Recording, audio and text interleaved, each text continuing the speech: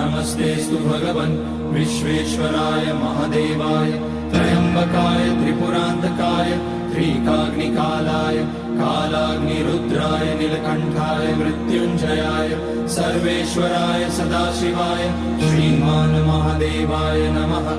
ॐ नमः शम्भवाय च मयोभवाय च नमः शङ्कराय च मयस्कराय च नमः शिवाय च शिवतराय च। ॐ त्र्यम्बकं यजामहे सुगन्धिं पुष्टिवर्धनम् उर्वारुकमिव बन्धनान् मृत्योर्मुक्ष्यमामृतात्।